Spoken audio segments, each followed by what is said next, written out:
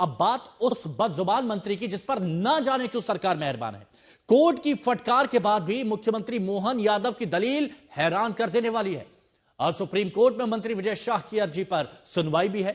High court से मंत्री विजय शाह को कड़ी फटकार लग चुकी है।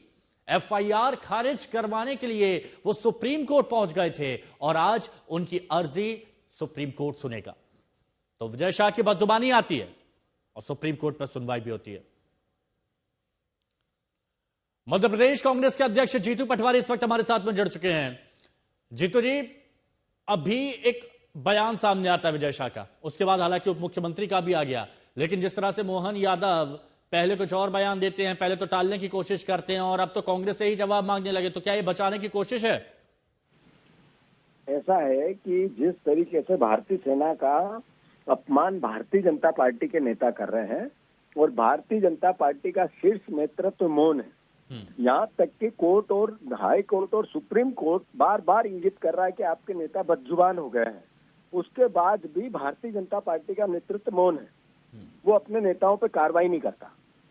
एक मंत्री जिसने एक भारतीय सेना की बेटी का अपमान किया, जिससे मध्य प्रदेश का पूरा शर्म से माथा लाल हो गया, उसकी तो अभी बदजुबानी बंद हुई नहीं थी कि उनके एक मुख्यमंत्री ने पूरी सेना को नरेंद्र मोदी के चरणों में नतमस्तक कर दिया। ये क्या मैसेज है? क्या भारतीय जनता पार्टी ने पूरा एक सोची समझी जिसके तहत या एक कोई कार्यक्रम के तहत अपने नेताओं को छूट दे दी है कि सेना का अपमान करो? नरेंद्र मोदी के चरणों में सारे सैनिक नतमस्तक है। मतलब मैसेज क्या है?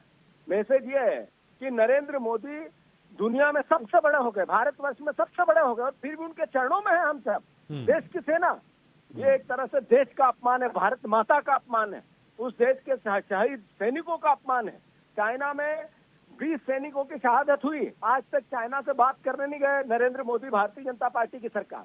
अभी पुलवामा हुआ, अभी हमारे सैनिकों की शहादत हुई इस पाकिस्तान केस में भी, और उनको जितने भी थे बाकी चरण में छुओ गिर जाओ नरेंद्र मोदी जी के, इस तरह का वक्तव्य दे रहे हैं उनके देवड़ा जी, उनके वित्त मंत्री है, उप मुख्यमंत्री है। अगर अब भी भारतीय जनता पार्टी कार्रवाई नहीं करती है तो इसका मतलब है कि भारतीय जनता पार्टी रणनीति के तहत भारतीय सेना का अपमान करती है। बिल्कुल, शुक्रिया जीतू पटवारी जी आपका हमारे साथ जुड़ने के लिए। लेकिन यह बात समझना बहुत जरूरी है कि आखिर मध्य प्रदेश में इस तरह के बयान सामने क्यों आ रहे। दो तस्वीरें हम आपको दिखाएंगे। अब दो तस्वीरें खास क्यों हैं यह भी हम आपको बता देते हैं।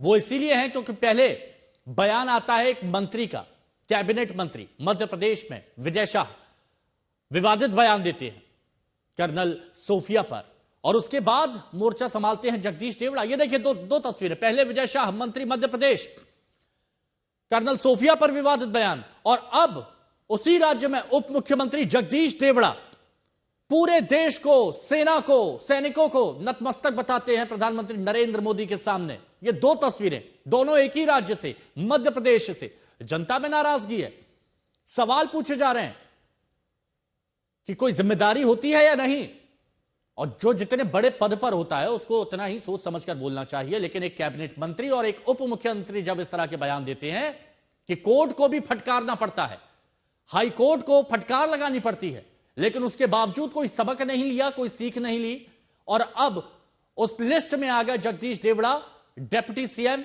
मध्य प्रदेश, जो सेना सैनिकों को नतमस्तक बता रहे हैं पीएम के चरणों में। हिंदुओं को मारा और मोदी जी ने उनकी बहन को उनकी ऐसी की तैसी करने हमारे जहाज से उनके घर ले गए।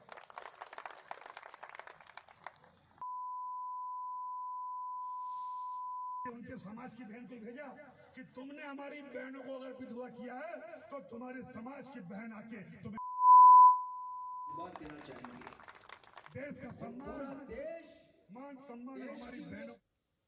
तो मध्य प्रदेश के मुख्यमंत्री मोहन यादव ने मंत्री विजय शाह पर हुई एफआईआर के बाद कहा क्या है, यह भी आपके लिए सुनना जरूरी है। विजय शाह पर क्या